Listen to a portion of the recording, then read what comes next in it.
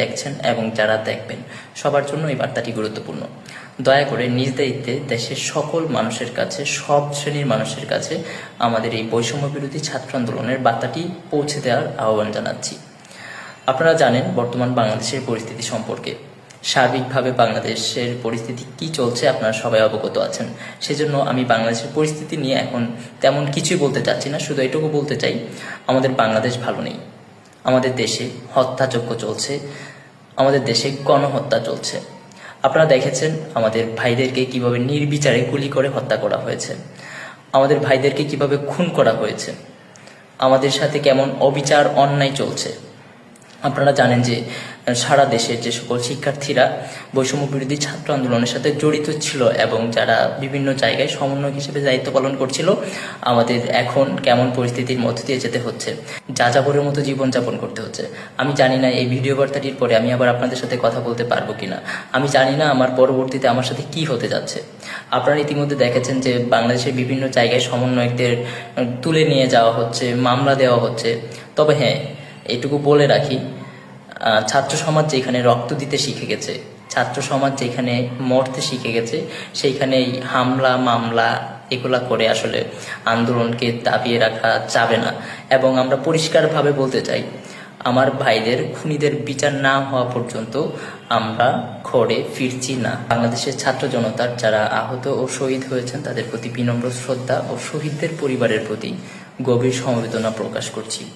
কিন্তু সরকারের কংক্রিটের জন্য মায়াকান্না ও শহীদ ও আহতদের জঙ্গি, বিএনপি ও জামাত শিবির টেক দিয়ে হত্যাকাণ্ডকে জায়েজ করার তীব্র সমালোচনা করছি। এই প্রেক্ষাপটে দেশবাসীর কাছে আমাদের বৈষম্য বিরোধী ছাত্র আন্দোলনের কিছু অনুরোধ থাকবে। তবে মনে রাখবেন, আপনার ব্যক্তিগত কোনো কিছু, আপনার ব্যক্তিগত মোবাইল ফোন চেক করার অধিকার কেউ রাখে না।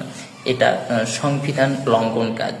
তো দেশবাসীর কাছে আমাদের অনুরোধ, প্রত্যেক মহল্লায় মহল্লায় মধ্যরাতে পাকিস্তানি হানাদার বাহিনীর ন্যায় অভিযান পরিচালনা করে ছাত্রদের ও সাধারণ মানুষকে গণগ্রেপ্তারের তীব্র সমালোচনা ও প্রতিবাদ জানাচ্ছি।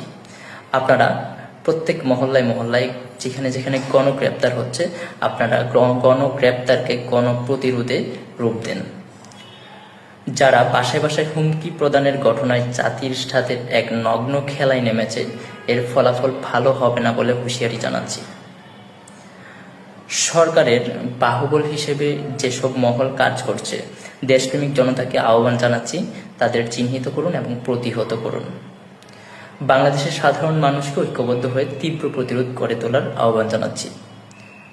রেমিটেন্স যোদ্ধাদের প্রতি বিপ্লবী সালাম ও দেশ থেকে ভালোবাসা জানাচ্ছি। আপনারা আমাদের পাশে থাকার অনুরোধ জানাচ্ছি। হেলথ এইড ও লিগ্যাল এইড গঠনে ডাক্তার ও আইনজীবীদের পাশে দাঁড়ানোর জন্য উদাত্ত আহ্বান জানাচ্ছি। সরকারি চাকরিজীবীদের চুপ না থেকে স্ব জায়গায় থেকে দেশপ্রেমিক ছাত্র জনতার পাশে দাঁড়ানোর আহ্বান জানাচ্ছি।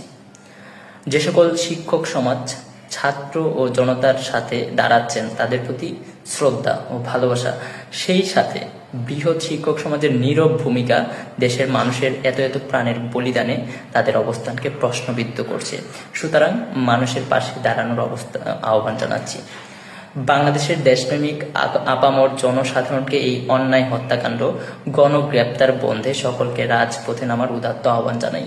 শিক্ষার্থী, শিল্পী, ইনফ্লুয়েন্সার, সাংবাদিক, শিক্ষক, পেশাজীবী, ইমাম, ব্যবসায়ী, দিনমজুর, কলকারখানার শ্রমিক এবং সরকারি কর্মকর্তা কর্মচারী সহ বাংলাদেশের সব শ্রেণী পেশার মানুষকে শিক্ষার্থীদের পাশে অবস্থান নেওয়ার জন্য অনুরোধ করছি। দেশের সকল শ্রেণী পেশার আপামর জনতাকে অনুরোধ করব, আপনারা আপনাদের সন্তানদেরকে বাঁচান, আপনারা আপনাদের সন্তানদেরকে রক্ষা করুন।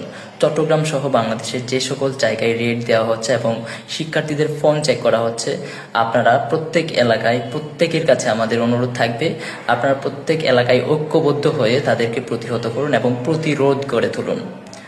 আর আমাদের আজকে দেখেছেন যে 17 বছরের একজন শিশুকেও 7 দিনের রিমান্ড দেওয়া হচ্ছে। তো বিভিন্ন বাহিনীতে যারা আছেন, আমরা আপনাদেরকে পরিষ্কারভাবে বলতে চাই, আপনারা আমাদের ভাই, আপনারা আমাদের প্রতিপক্ষ নন, আপনারা আমাদের অভিভাবক। যদি পারেন আমাদের পাশে দাঁড়ান, আর যদি না পারেন আপনারা আপনাদের জায়গায় থাকুন। আমাদের বুকের ওপর আর একটা গুলি চালানোর চেষ্টা করবেন না। আমার টাকায় কেনা বুলেট আমার বুকের ওপর চালানোর চেষ্টা করলে এর ফলাফল ভালো হবে না। শিক্ষার্থীদের উপর হামলা করে আর অমানুষের পরিচয় দিবেন না। বাংলাদেশের শিল্পী সমাজের কাছে আমাদের অনুরোধ থাকবে, আপনারা যারা আঁকতে পারেন আপনারা আঁকেন, যারা গাইতে পারেন আপনারা গান, যারা লিখতে পারেন আপনারা লিখেন, যারা কন্টেন্ট ক্রিয়েটর আছেন আপনারা আপনাদের জায়গা থেকে কথা বলেন, যারা নাট্যকর্মী আছেন আপনারা আপনাদের জায়গা থেকে সোচ্চার হন, যারা পারফর্মিং আর্ট পারেন আপনারা পারফর্মিং আর্ট করেন, যারা মাইম পারেন আপনারা মাইম করেন, যে যেখানে আছেন যেভাবে আছেন প্রত্যেকটা জায়গায় থেকে আওয়াজ তুলুন।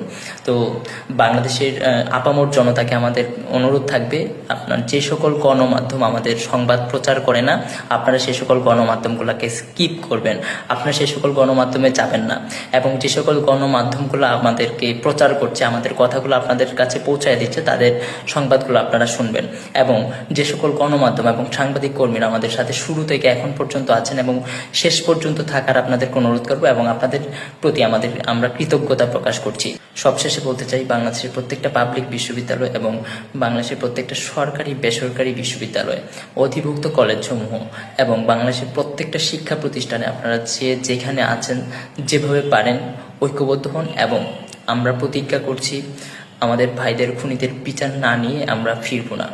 আপনারা ইতিমধ্যে দেখেছেন বাংলাদেশের বাইরেও বিভিন্ন জায়গায় আমাদের সাধারণ শিক্ষার্থীদের পক্ষে অনেকে অবস্থান নিচ্ছে। তো আপনারা যেইভাবে পারেন আমাদের এই নিউজগুলা বহির্বিশ্বে পৌঁছে দেন, গোটা বিশ্ব দেখুক আমাদের বাংলাদেশের শিক্ষার্থীদের সাথে কেমন ইনজাস্টিস করা হচ্ছে। তো আমাদের হারানোর আর কিছু নাই, আমাদের আর ভয়ের কিছু নাই, আমাদের যা হারানোর আমরা হারিয়ে ফেলেছি, আমাদের এখন আর সামনে কোনো ভয় নাই, ভয়কে আমরা আরও অনেক আগেই পেছনে ফেলে এসেছি। তো আমাদের যে সকল ভাইদেরকে গ্রেপ্তার করা হয়েছে, যে সকল ভাইদেরকে গুম করা হয়েছে, আমরা বাংলাদেশের সাধারণ শিক্ষার্থীরা সবাই মিলে আমরা যাব, হয় আমাদেরকে ভাইদেরকে ছাড়তে হবে, নয়তো আমাদের এই লাখ লাখ সাধারণ শিক্ষার্থী সবাইকে জেলে ভরতে হবে। খুব শীঘ্রই আমরা আমাদের কর্মসূচি ঘোষণা করব, এবং আমাদের যে আলটিমেটামটা আছে সেই আলটিমেটামটা শেষ হওয়া অবধি যদি আমাদের সমস্যাগুলোর সমাধান না হয় আমরা আমাদের কঠিন কর্মসূচি ঘোষণা করব। তো আমরা সবাই যাব একসাথে আমাদের ভাইদেরকে ছাড়িয়ে আনতে। আমরা যদি ঘোষণা দেবার নাও পারি, আপনারা আপনাদের নিজ দায়িত্বে প্রত্যেকটা প্রতিষ্ঠানে কর্মসূচি বাস্তবায়ন করবেন।